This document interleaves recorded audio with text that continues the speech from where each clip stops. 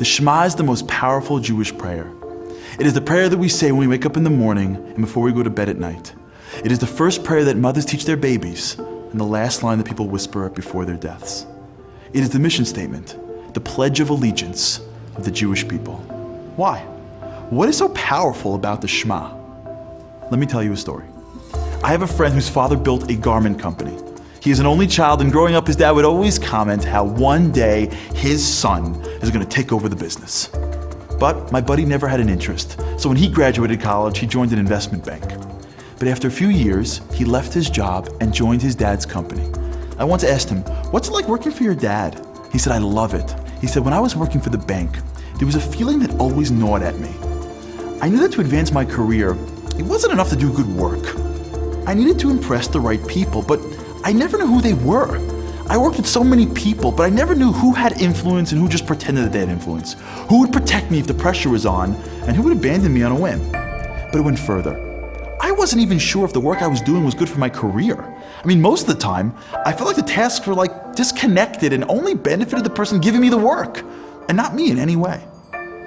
I felt like an insignificant cog in a larger machine and had no idea if I was just running in circles or following any sort of path. But now that I work for my dad, those feelings are gone. See, my father's the CEO of the company. There is no one more important than him. When he wants me to do something, he is the person I need to please. But it's more than that. He's trying to build me up into a person that can take over the business. So I know that there's a reason for everything he gives me. Whether it's sweeping floors or sitting in a negotiation, if he puts me into a situation or gives me a task, I know it's connected to a greater purpose. See, I trust my dad that he has my best interest in mind, and I can just focus on doing my best. Life works in a similar way. While we try to control our future, we don't really know what it's going to take to get us where we want to go.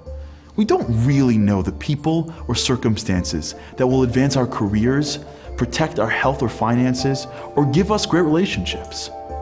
We may even ask ourselves, am I following a path to somewhere or just running around in circles?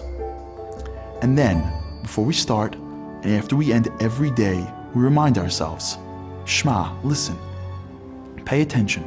Yisrael, the Jewish people, me, Hashem, there's a God in the world, Elokeinu, He's the creator, He is the sustainer of humanity, He is the universal CEO. Hashem, that same God, Echad, is one. He's unity.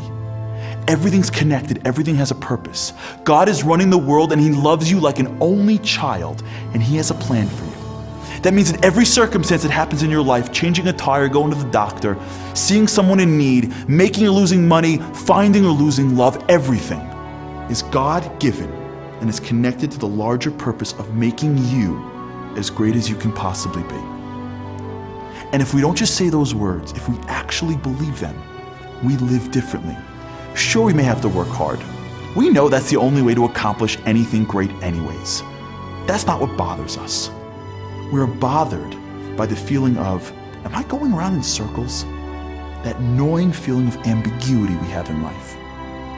But if we internalize the words of the Shema, if we realize that our dad is the CEO and we're his only child, we navigate life with a certain calm, clarity, and faith. We stay focused on our job, which is doing our best, and know that everything He sends our way is meaningful and connected, whether we see it or not.